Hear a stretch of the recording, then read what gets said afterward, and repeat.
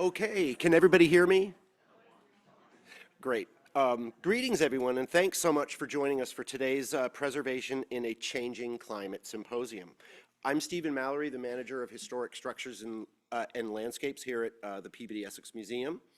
And I so enjoyed meeting a whole bunch of you yesterday on our historic house tours. It was a lot of fun. Hello, everyone. I'm Janie Winchell, the Sarah Fraser Robbins Director of the Dottie Brown Art and Nature Center and Curator of Natural History, all in one breath.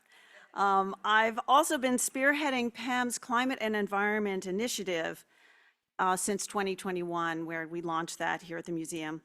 Before we start with the content of today, we wanted to mention that there are bathrooms on the other side of the atrium. Also, most importantly, the coffee and pastries will still be available at the first break in case you didn't get one or you want to refresh. I also wanted to remind everyone that the museum's galleries are unfortunately closed today, so come tomorrow or Friday or the weekend. And now would be a good time to turn off your cell phone or put it on silent if you haven't done so already. We think that this is going to be a very engaging and helpful program for everyone here, regardless if you are representing an organization or if you have a historic home that you care for. PEM is hosting this event on behalf of the City of Salem and the Salem Preservation Partners. The conference, including panel presentations, will be recorded and available on a YouTube link at preservingsalem.com.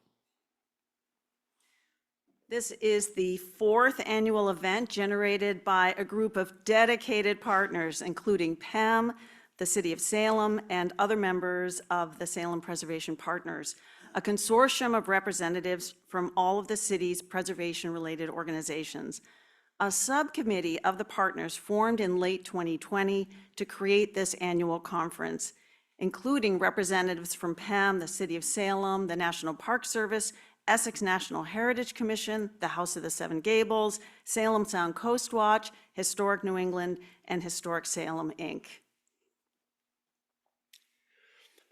Today's conference focuses on mitigation and adaptation strategies that can help minimize the impacts of climate change on historic buildings, landscapes, and neighborhoods. We need all the expertise we can to get to be able to navigate this uncharted climate territory. Here at the museum, we're even seeing the effects of it on our historic structures. We want to be sure that that we're offering content that you all feel is most helpful and relevant at this time. With that in mind, we encourage you to please share your feedback with us. Keep a lookout for a brief survey that will be sent to your email following the conference. This will let us know if this year's conference hit the mark and what we should plan for next year. Today, we're starting with opening remarks from Mayor Dominic Pangallo and Linda Hartigan, PEM's Rose Marie and Ike von Otterlo, Executive Director and CEO, followed by a keynote address by the Commonwealth's Climate Chief, Melissa Hoffer, and a conversation inspired by Ms. Hoffer's address. After a 20-minute break, we'll wrap up the morning with a panel presentation. Free box lunches will be available in the atrium, followed by 2 afternoon panel sessions. A closing reception will be held across the street at the Salem Maritime National Historic Site Armory Visitor Center, where you'll also get to hear from the National Park Service Superintendent Jennifer Hardin. So we think it's going to be a very full and inviting day. Welcoming you. If you ever have questions, certainly come up to Stephen or myself. We are happy to help. Now, please join me in welcoming Mayor Dominic Pangallo, followed by PEM's Executive Director and CEO, Linda Hartigan. Thanks again.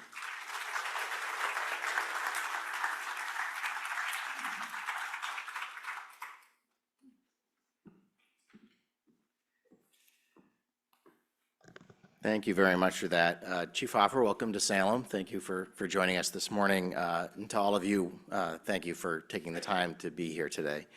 I want to extend another thank you to the Peabody Essex Museum for hosting this event here, and to the city staff who have helped make it possible. Our Sustainability Director, Neil Duffy, our Historic Preservation Planner, Patty Kelleher, and Director of Planning and Community Development, Tom Daniel, who are here as well, for their commitment to our city and its historic treasures.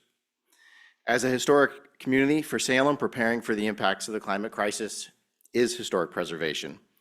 Historic preservation defines who we are and where we've been, and it also forms an important pillar of our economy and our vibrancy. Salem is a city that's rich in history and also enriched by our history. But as a coastal community, we also know that history is at real risk from the impacts of the climate crisis. The work and the discussions that will be undertaken at this conference are an important part of our commitment to do something about it. But that commitment must extend beyond just today and beyond just this space. No one place is immune from these impacts, which is why collective responses between sectors and between stakeholders, regional approaches between communities are all so critical. Earlier this year, we reached out to other cities and towns along Massachusetts' Atlantic seaboard with an invitation to join a new coalition, the Massachusetts Coastal Communities Alliance. And through this network of mayors and town managers, we're sharing best practices and common pain points, peer learning, and supporting one another. It's an extension of the same spirit that Salem brought to Resilient Together, our regional climate planning that was undertaken collaboratively with our neighbors across the bridge in Beverly. And the spirit behind our regional partnerships on other sustainability initiatives like the Skipper Rideshare Service, which is now running between Salem, Danvers, and Beverly, and the Environmental Justice Corridor Initiative to electrify the Newburyport-Rockport commuter rail line. So no one place is immune from the climate crisis, but certainly no one place can mitigate or solve it alone either. And that's exactly why convenings like this climate conference are so critical, and we're so proud to host it here in Salem. And it's why, while I'm officially up here to say welcome to the conference and to Salem, let me also instead say thank you.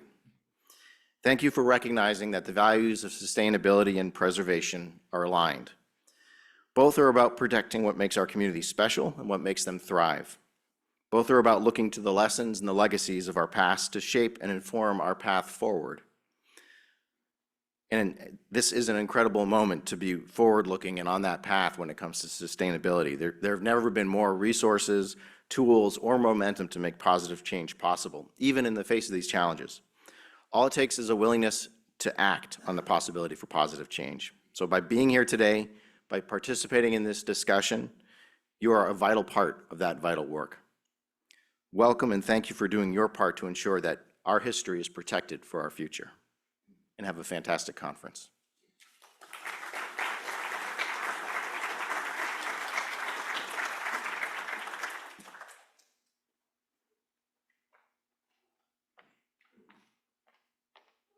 Good morning, everyone. Lots of energy out there in the atrium, and I know the brain power and the commitment will be coursing through your veins as a result of this conference. So I am certainly delighted to welcome all of you to this symposium, which, as Janie said, the museum has been helping to host for the past 4 years in collaboration with Salem's preservation partners. So hosting this conference is definitely a part of PEM's Climate plus Environment initiative, which we launched in 2021 very deliberately to be proactive in addressing the planetary crisis, because museums certainly in their own way, because of energy consumption or the level of energy consumption, do have a role that's being played out over years in terms of things that do spark the planetary crisis. Our initiative is intended to do several things. One is to indeed initiate conversation. Another is to motivate action. And finally, to inspire creative solutions through the kinds of exhibitions, programming, and other kinds of opportunities, including events like this symposium, and revising our own institutional practices. And it is, I think, worth noting that the museum profession overall, whether it's an art museum, a children's museum, a science museum, there is a real move afoot in the museum industry to figure out how to adopt guidelines for sustainability and for managing carbon footprint issues that we are contributing to. I certainly want to let you know that we're hosting two exhibitions that are climate-related and are coming from the Smithsonian Institution Traveling Exhibition Services, and we're hosting these shows in 2024 and 2025. One is Narwhal, Revealing an Arctic Legend, which opens on September 28th, so I want to invite all of you to come see it. And that show offers insights into narwhals and their rapidly warming Arctic environment. The second show is Knowing Nature, Stories of the Boreal Forest, that will open next July. And this is a bilingual exhibition about climate change, indigenous perspectives, and the vital relationship between people and nature, because people are actually part of nature, as Janie has been very good about reminding us here, even at the museum, through the Art and Nature Center. So PEM has also been researching and implementing ways to mitigate our own carbon footprint, as well as exploring strategies with Stephen's help and others for how our historic houses can be better prepared for the changing conditions that are clearly part already of our local environment and its challenges. So today, you're going to have a chance to learn a lot, and I think specifically in terms of what the Massachusetts leadership is doing to address the climate crisis that we're experiencing, and that is knowledge that will be coming from the perspective of the state's first climate chief. I mean, that's a really great title and concept. And then obviously there'll be the panel discussions on regional and local efforts for historic preservation that Janie and Stephen outlined. I want to reiterate how delighted I am and how appreciative I am, and the museum generally is, for your participation, not just in the conference, but the commitment that you bring to it, and that's what your presence here today represents and will represent as you go out further into various communities and efforts to address these critical issues of our time. And now I would like to invite Barbara Warren from Salem Sound Crosswatch to introduce our keynote speaker, Melissa Hoffer. Thanks.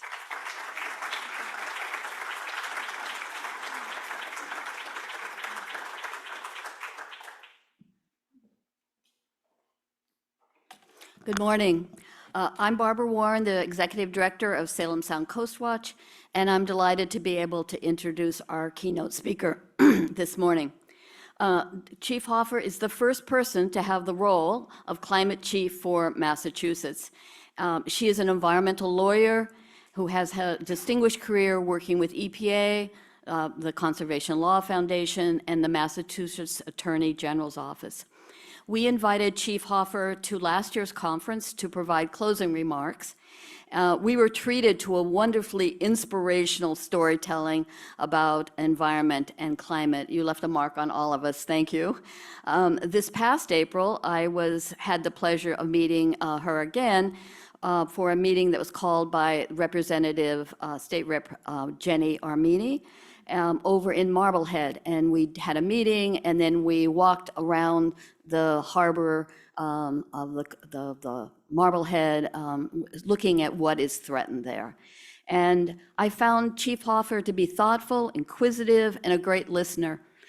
So I am so pleased to be able to kick off this fourth annual Preservation of Changing Climate Conference by inviting Chief Hoffer to come to the stage. I will be leading the QA afterwards, so hold your questions, come up with some questions, and then we'll be followed up with a conversation. So please, thank you.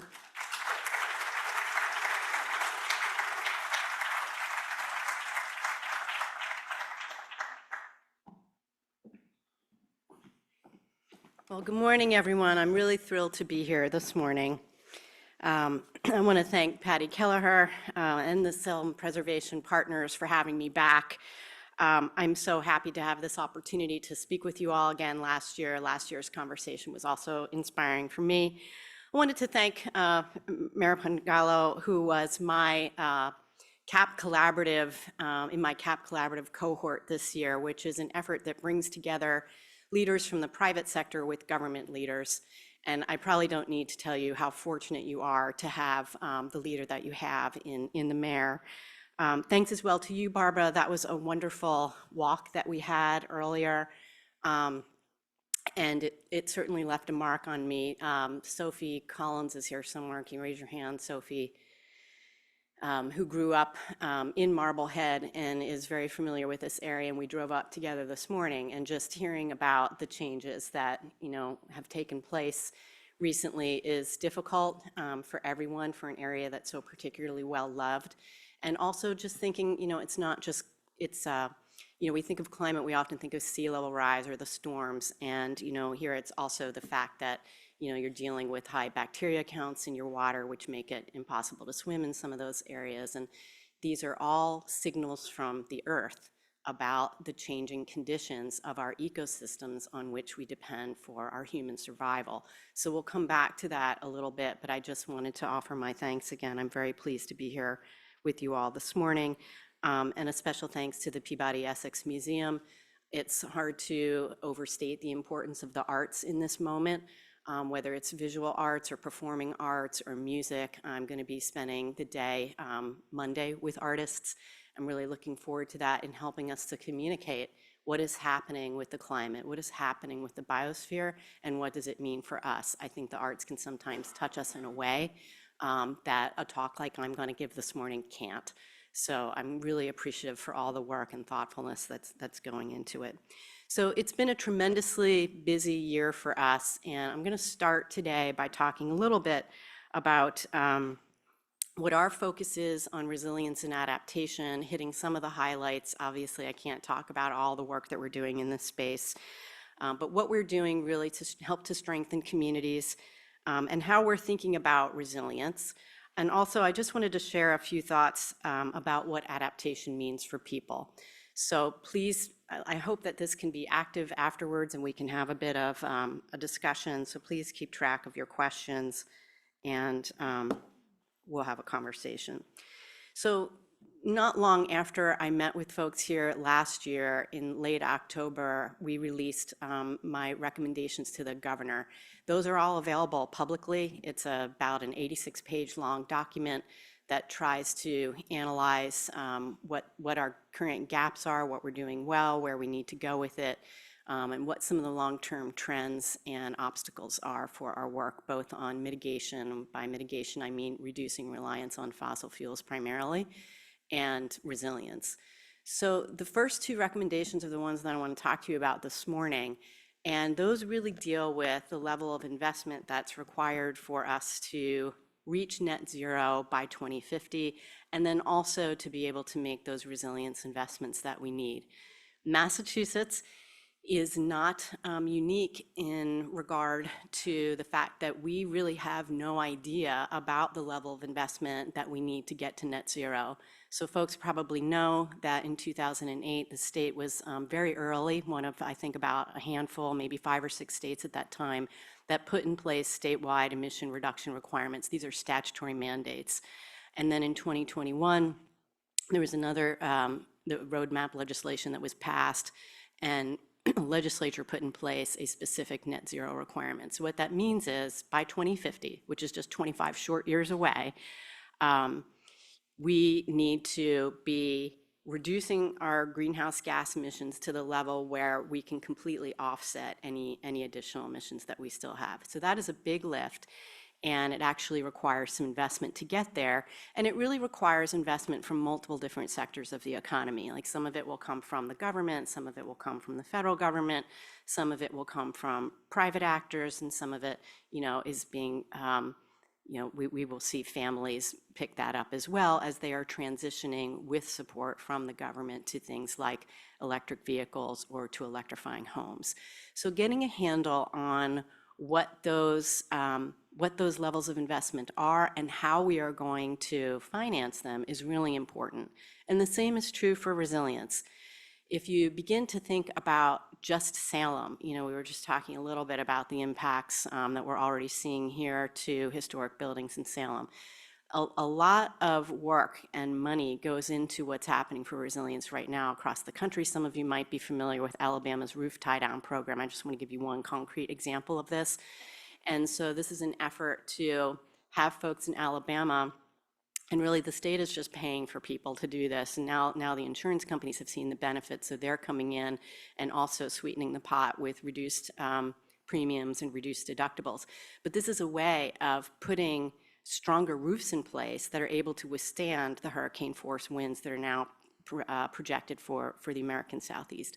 So that costs money, and we have to be thinking about it. Now, here in Massachusetts, we will see some of those winds, but it's certainly not that level of risk for us at this time. But we are looking at things like flooding, and flooding is really something that it's very hard for an individual to do something about. And I want to invoke what the mayor said this morning about collective responses. Flooding is sort of the quintessential example of that, right? Where an individual can't do too much, but a city or a town together can. That's where we can start to see a collective response. And if you're talking about coastal flooding, of course, you want to be doing that in an integrated fashion. So costly, heat, costly. We have our insurance companies in Massachusetts and elsewhere right now have seen the increased tick up in their costs when we have sustained heat events, and this is happening around the country. And what that means is more people coming into hospitals needing critical care because of high heat events. So insurance companies are now reviewing their own roles to see who might be at particular or heightened risk of mortality or morbidity during a heat event. And in that way, we can be proactive about letting people know what their risk is, and as may be necessary, assigning a healthcare worker to them to make sure that they're prepared and can get through one of those events more safely. So you begin to kind of think about, wow, all the things that are happening, you know, increased storms, heat events, flooding, you know, preparing our region for in-migration and migration, and all of these things have costs associated with them. So starting to get our hands around how to finance those things are very important, and that's been the primary effort. We have engaged 2 teams of consultants early in 2024 to get that work underway, and that truly is a whole-of-government approach where we are working with all of the secretariats to help us get a handle on what, even for the Commonwealth, we own a lot of stuff. You know, for our own assets, what do we think we're going to need to do to make them more resilient? And so the question that should be arising in your minds right now is, well, that's a head scratcher because we can't do all of it. And that's exactly right. So I think about companies like AT&T, who have undertaken, working with Argonne National Laboratories and with FEMA, to develop a program called Climber. They made the decision in the Biden administration to make that free.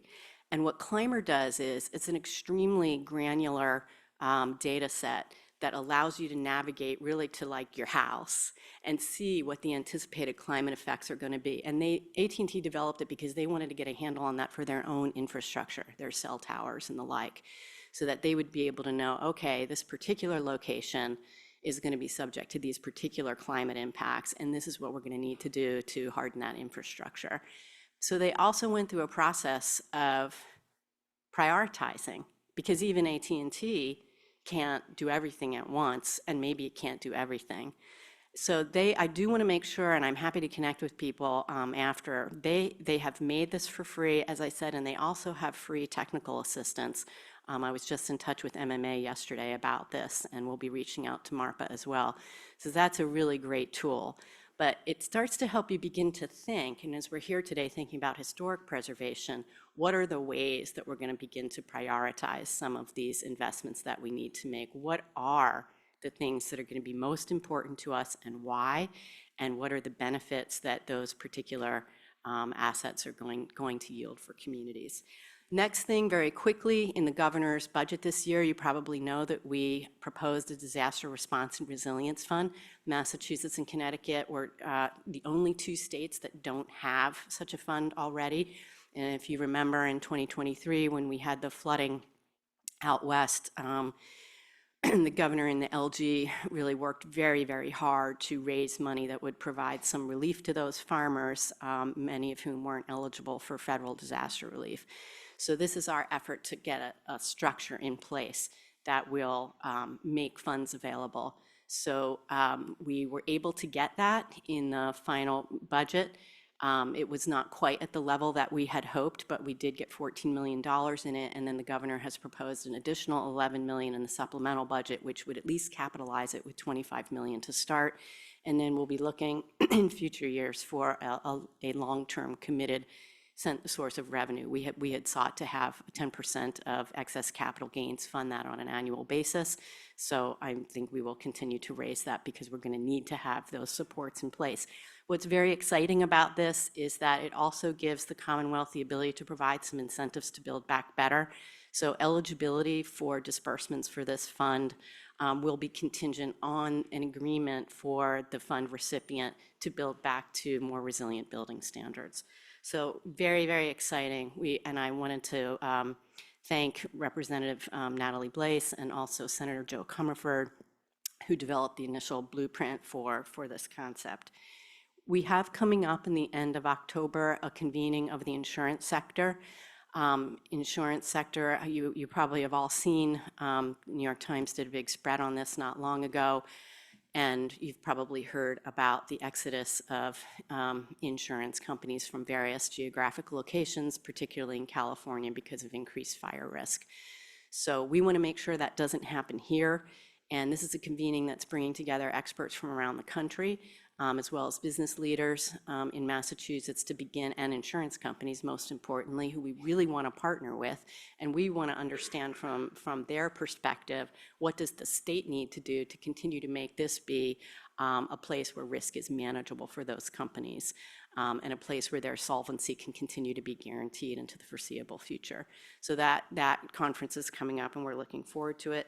Resilient building standards, we are working on these. There are 3 applications for them. I just spoke about one. One will be for conditioning disbursements from the Disaster and Resilience Fund. The second is we are developing guidance for all of our grant making. The Commonwealth gives away a lot of money in all different kinds of contexts. So one of my recommendations was that we analyze any of those that touch on climate to ensure that when we give money away, largely to municipalities and towns, we're not undermining our climate goals, and we're doing whatever we can to further them. So we'll be developing guidance to the extent we are giving money away for anything that touches on physical property. This will be a guidance that will include reference to these building standards, and then obviously eventual incorporation into building codes. Next, we have just issued, and you can see these are live and online, proposed changes to the 10th edition of the building code, which have already been approved by the Board of Building Regulations and Standards. There were multiple changes that touch on climate and resilience, but I just want to address one of them with you. So we are proposing a higher level of freeboard in construction. So essentially what that means is elevating a building's lowest floor so it's above the projected flood level. I think typically that's 1 to 3 feet above what the National Flood Insurance Program requires. So there is increased cost, obviously with new construction for that, but we think, in the long run, that's going to be a huge, huge benefit because it will avoid the cost and risk associated with building at a level that is likely to be flooded in the future. The governor and I had the good fortune to be invited to the Vatican Summit on Climate Change earlier this year. That focused both on mitigation and resilience. It was very, very inspiring, and there was a protocol that was a planetary protocol that was issued during it, also online if you want to read it. And it was organized around the acronym MAST, and that stands for Mitigation, Adaptation, and Social Transformation. Ram Ramanathan, I don't know, raise your hand if you know who Ram is.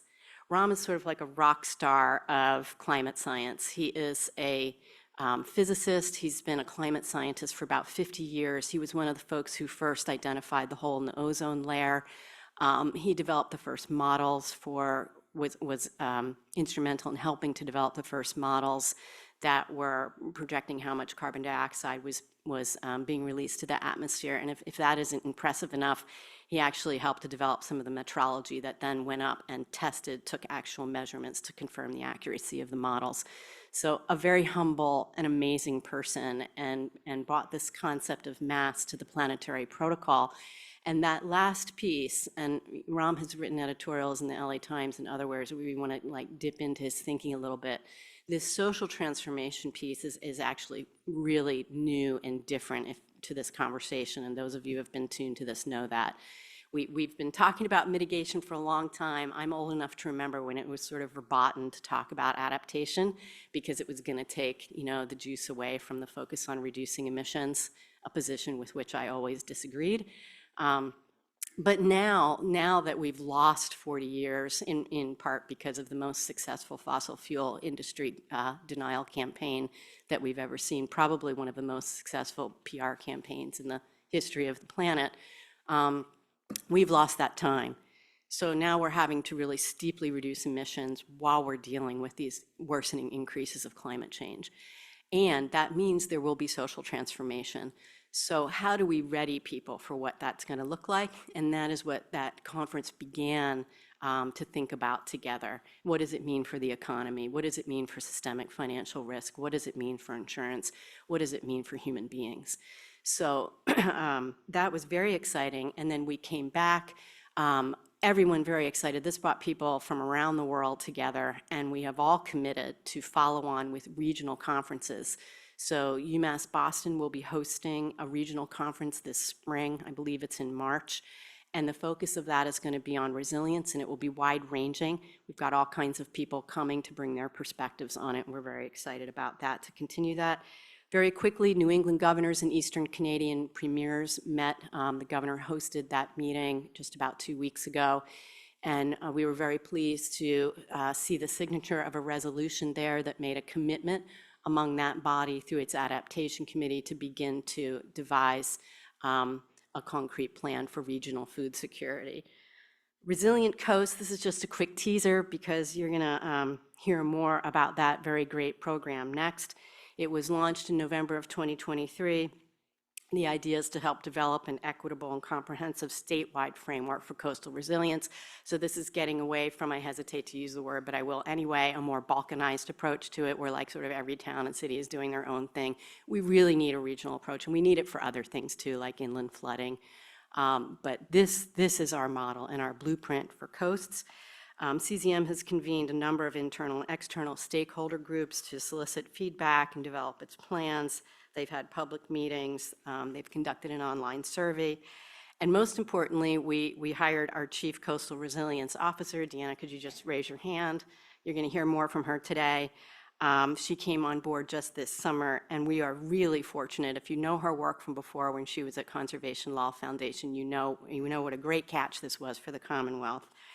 And we have some upcoming opportunities for further public engagement. So it's a huge amount of work. Those are just some highlights for you, focused largely on the built environment and on ecosystem resilience. So I want to take a little bit, the rest of our time, how are we doing on time? I think we're doing okay, to think together about human adaptation and that social transformation part of what Ram Ramanathan was talking about. So how will communities, and by communities I mean the people, us, how will we adapt to this changing climate? How are we adapting? It's much more than about buildings and places, right? It's also about how we think about our place. This conversation about that we heard during the introduction about humans being a part of nature. You can hear that conversation happening a lot now, as I think there's sort of a collective light bulb going off about, well, what does that really mean for humans to be a part of nature?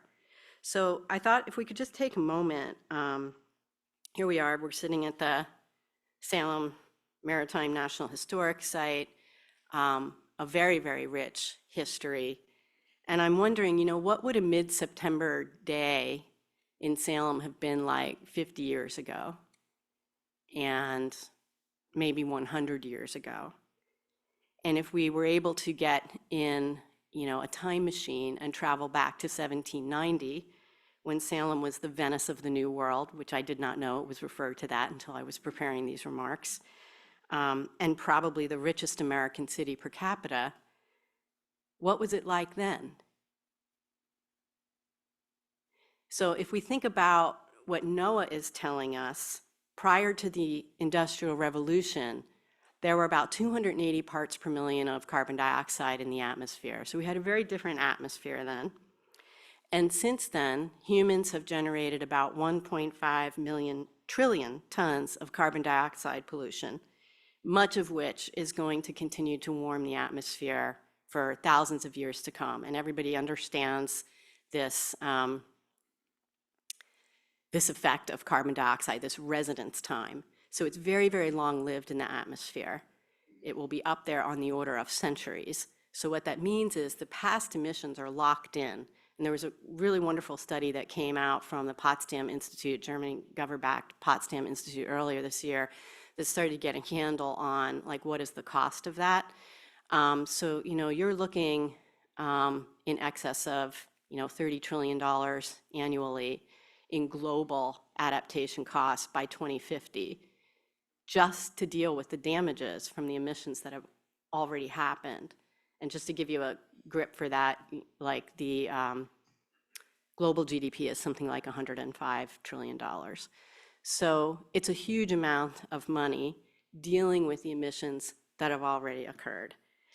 So does anybody know how many parts per million of carbon dioxide are in the atmosphere now? Any guesses? 426, who said it? Yeah. So it's a big, big difference from 280. Does anybody know when the last time is that the Earth had above 400 parts per million? Any? Yes, ever. So that was during the Pliocene climactic optimum. And that was about 4.5 million years ago. And it was a pretty different world, because at that time, sea levels were about 15 to 75 feet higher than they are now. So Salem wouldn't have been here. And most of our modern coastal cities would not have been here. They'd be underwater. Temperatures now are 7 degrees Fahrenheit higher than they were in pre-industrial times. And the forests were different. I was listening, I love narwhals, and I'm thinking about how I can come back here for that exhibit. But the Arctic was a forest. There was no tundra, and there were no narwhals. So a very, very different time on planet Earth, the last time we saw anything approaching the level of carbon dioxide that we have now. So this was the second warmest August for global ocean surface temperatures. Land surface temperatures were about 2.3 degrees Fahrenheit above the 20th century average in August, making it the warmest August on record again.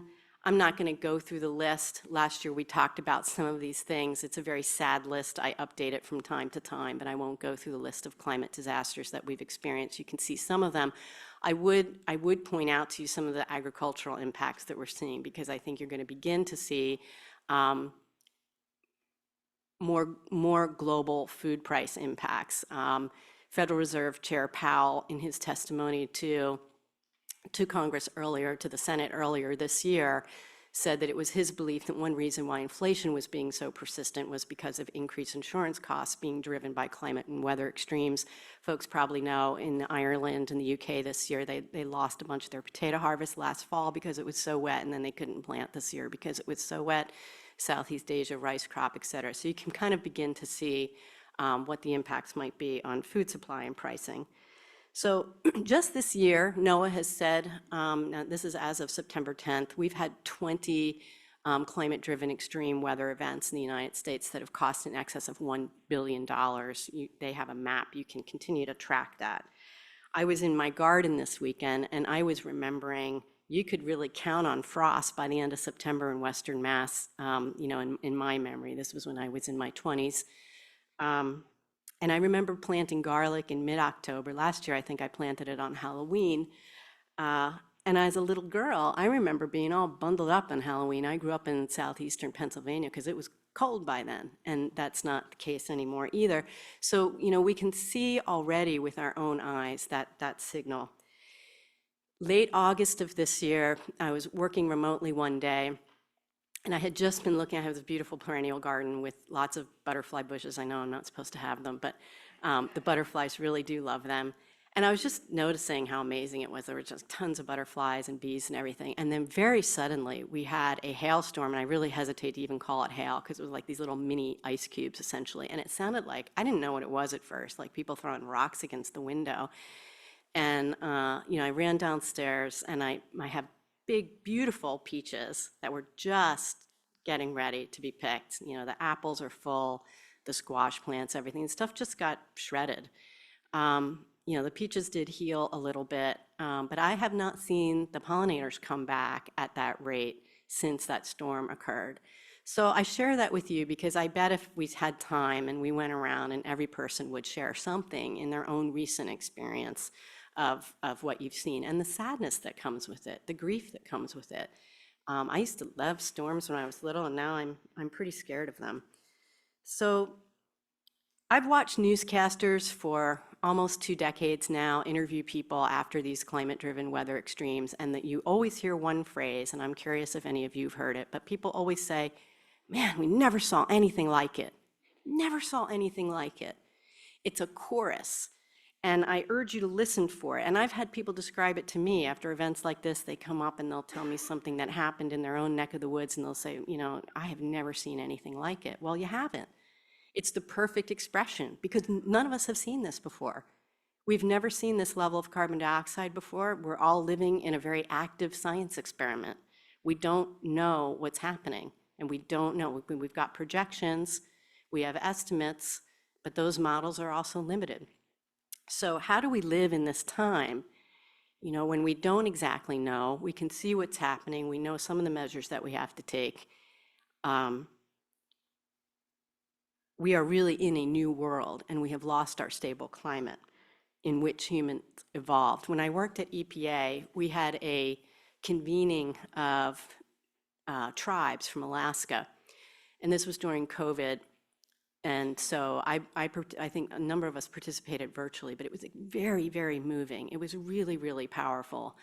And they were just talking about places where you used to go to get certain foods, berries, berry picking. It's not there anymore. Places where you used to hunt for certain animals, those animals moving, now having to change those locations. And the most moving thing of all to me came from an older woman who talked about the difficulty of passing on this knowledge to her granddaughter, because it wasn't exactly clear where some of these foodstuffs would come from in the future and if they would be available.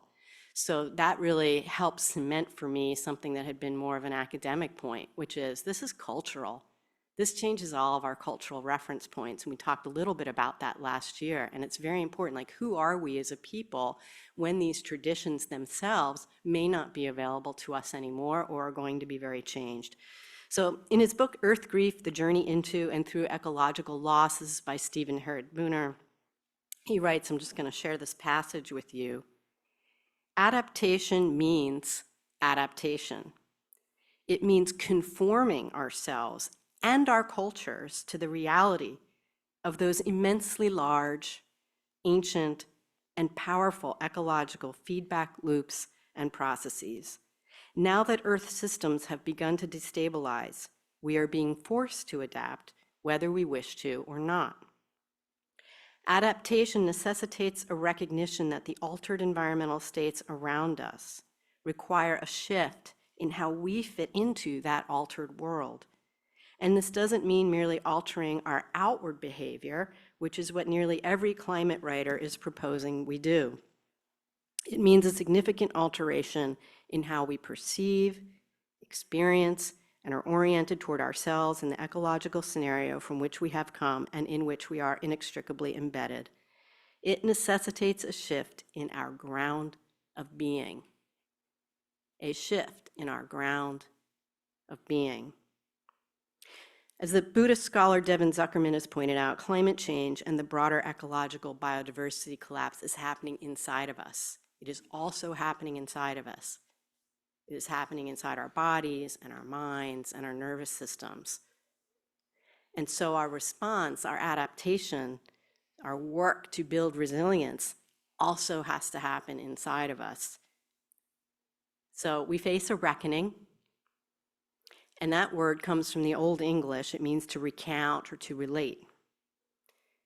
Let this time be one of deep listening and relating to Earth's signals, to the message of rising seas, deadly heat, drowned salt marshes, lost species, bleached coral reefs, flooded croplands. What new stories will we tell about our place in the world? This is our opportunity. This is our moment to tell that new story. This is how the arts can help us. How will we tell our story about our place in the world in this web of life that sustains us? And how will our actions, what we build, what we choose to preserve, reflect that new story? Who do we want to be when the storms come? Who do we want to be when people show up from other lands and other places, looking for safety and for a home? Let it be a time of listening and revelation, reciprocity, courage, creativity. I think there can be joy in this moment, and mostly let it be a time of love. Thank you.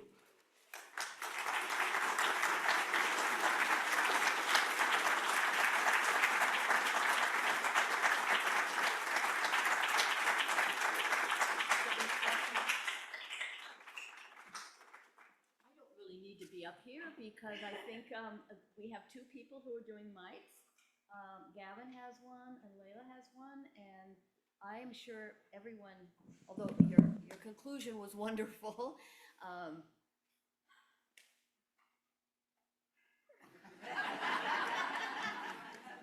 questions? Oh, I was forgetting the mic. Will you repeat what the book that you were? Oh, sure. It's Stephen Herod Buhner, Buhner, and the book is called Earth Grief, The Journey into and Through Ecological Loss. I'd like someone to talk more about garbage and trash. So EPA has created, through the Inflation Reduction Act, a program called the Climate Pollution Reduction Grant. And those were formula grants that went out to a bunch of the states. We applied and we got one of those. So what it aims to do is for states that don't already have a climate plan, it would help you do that. Massachusetts already has a pretty sophisticated climate plan out to 2050. So what we're doing with our grant is looking at where we have some gaps in that, and we're also trying to evaluate for the first time the cost per ton return on our mitigation measures so that we can make better choices about the ones that we're pursuing. So circular economy is a really big part of that focus, and it's helping us to think about what do we need to do. You know, the Commonwealth has a waste ban in place. We've had that for many, many years. If you are an entity that generates now, it used to be 1 ton, more than half a ton of organic waste, you are obligated to have it go to an anaerobic digester facility or an appropriately permitted composting facility. That doesn't happen today, and one of the reasons why it doesn't happen today is because DEP lacks the necessary enforcement staff. We just hired 2 new people to work on that. But it also, because we need a better matchmaking between the folks that are generating the waste, because half a ton is not that much. That captures a lot of restaurants, for example, and the places where it can go. And that's really important because we've heard a lot from our anaerobic digester operators that they're actually not getting enough waste in to generate the electricity off of it. Those are usually like 1 megawatt operations. So this analysis has an active stakeholder body. I'm happy to connect you with those folks where we are taking information now about how we can do a better job.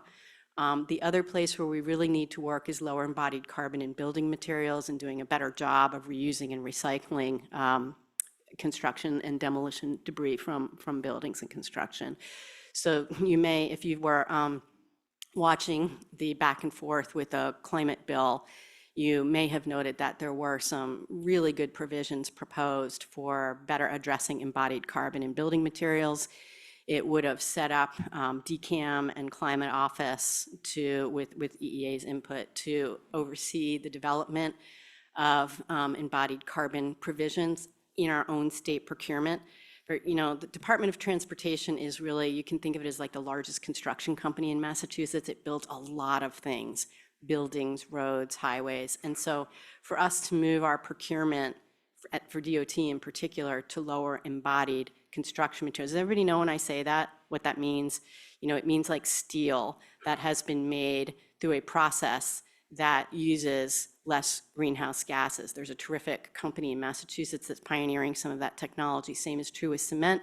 Cement manufacture among industry is the most carbon intensive manufacturing process, so that a lot of cement manufacturers are looking at ways to reduce their embodied carbon. But embodied carbon is really like the story that thing, the chair you're sitting in, would tell you about how much greenhouse gas emissions resulted from that manufacturing process. So there's a lot of great work happening, a lot of really good entrepreneurs here in our climate tech sector in Massachusetts that are working to create manufacturing processes that result in fewer greenhouse gas emissions. But we can drive that by choosing how we spend. If you think about what the state does, we buy stuff, we convene people, we regulate. That's like highly general, but that's sort of what we're doing. And buying stuff is a really big way that we can drive the market development for lower embodied carbon materials.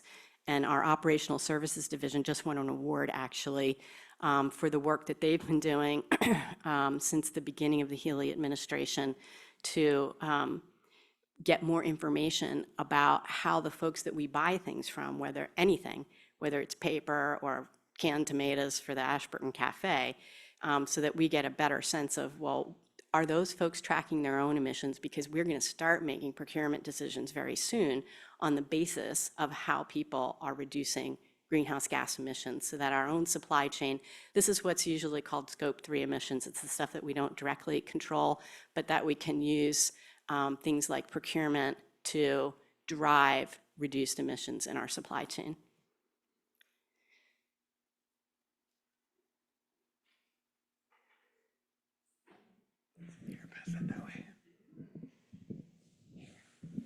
So your point about insurance, at Historic Salem this summer, we received a flurry of phone calls from people who were not being able to reinsure their historic homes. Some of it had to do with the fact that we're within 2 miles of the coast, but some of it has to do with the impact on the entire industry in the reinsurance market.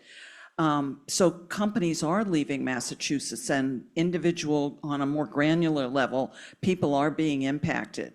So that's a concern that we have because in addition to wanting to make sure that people preserve historic homes, we're also concerned about the desire to create housing, and that a lot of our developable options are near the coast, and how that's going to play into future consequences. So I'm glad to hear that you're having a conference, but I'm concerned about how we balance those two things.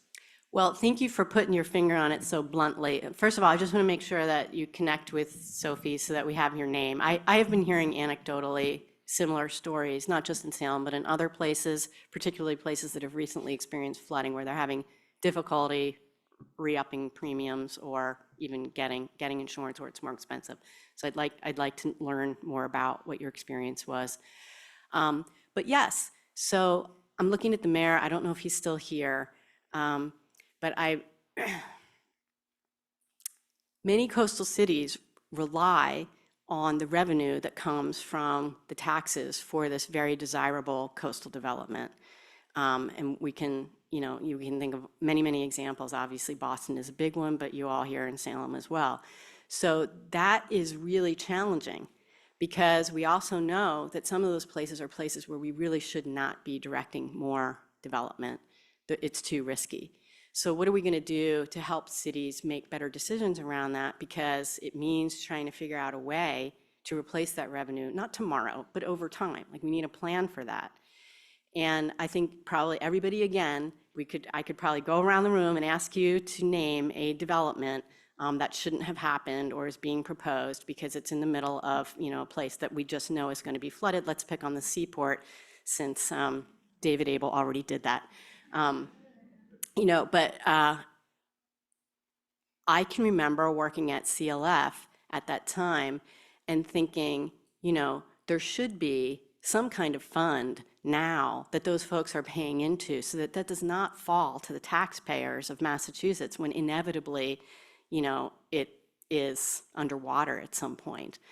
And so we have to get much better at thinking about, you want to think about an equity issue, that is an incredible equity issue in my view, where you would essentially be, like a wealth transfer to the people who least need it if there is some kind of a cataclysmic event at Seaport. So I don't have the answer to that question, but I think it's a really important question, because if we want to do the right thing, and we probably all know where these areas are, and begin to shift development away, and here I'm talking about new development, I want to come back to this point because it's important, we have to start thinking about ways to replace that revenue so that we're, and this is part of breaking these cycles, of dependency on the very thing that's going to be harmful in the future. So thank you for that. The second thing is, could we have a discussion about insurance companies sending better price signals? You have to have insurance to get a mortgage. You have to have insurance for all these things. How is it possible that in South Florida, in these areas that we know what's going to happen in those areas, that you can still get a mortgage? You folks may have heard Spencer Glendon speak. Spencer is predicting that, the end of the 30-year mortgage in South Florida in the coming, short period of time. And I think that's, I would hope that would be right, because it's certainly not rational the way that it's proceeding now. But what's really important is also living in those places are people who've lived there their whole lives, and they can't afford an increased premium like that. So how do you send that kind of a nuanced thing where we're not getting the new development, which we all know is not a good idea if we can think about revenue replacement for a municipality or a city or a town, but what are we going to do to help the people who are already there and may need some more time, may need to make their homes more resilient if that's something that's possible, or may ultimately, and the state's never going to come in and tell a community this is going to be a community-driven decision, but may ultimately opt to retreat. And the place where we could come in a role like that is to help finance that retreat. But the state will never be in a position of coming in and saying, hey, no, you got to move, right? So these discussions are very important. And very briefly, there's how do you have them is also a hard conversation. Communities often don't know how to approach those. And honestly, it gets back to this point. Community is defined, many people have lived there for a long time. And for waterfront communities that tie to the ocean, maybe your livelihood is there or just the history of it. It's a really hard thing to even think about. It's a really hard thing to conceive. So we know what doesn't work, and that is experts coming in and telling you what to do. There's a really cool journal article, this was in Nature, this is an older article, social scientists, and the way that they approached it this was not in America, so maybe it would be different here. But the way that they approached it is starting to have the community think about what would the events be. Like say, I forget what the exact scenarios were, but 5 days a year, the main road is flooded. At that point, maybe we would move certain buildings or infrastructure upland a little bit. Well, what happens if, sea level rises to such a point that your barrier beach is overcome and, the area where the school and the bank and the shopping center are really can't be accessed? Okay, well, if that happened, then we would do this. So I think that's really important, because it's not going to be an overnight thing. It will be a transition over time, but helping people to understand for themselves what would be the thing that would happen that would maybe make you make a different decision about where you're living or where your kids are going to school, just to help them think. And the only analogy I have, I don't know if any of you have older parents, my parents are both deceased, but I do remember there are certain milestones for that journey. Like, okay, you're not going to drive anymore, and then we're going to do these things. Okay, you can still stay in the house, but you're going to have to be on the first floor. The stairs aren't so good anymore. Okay, now you can't be in the house anymore, but we're going to be able to have you still living independently in this other thing, right? Like, you guys have been through this, I'm sure some of you have. So it's kind of like that. What would need to change externally in order to make a different decision about one's risk?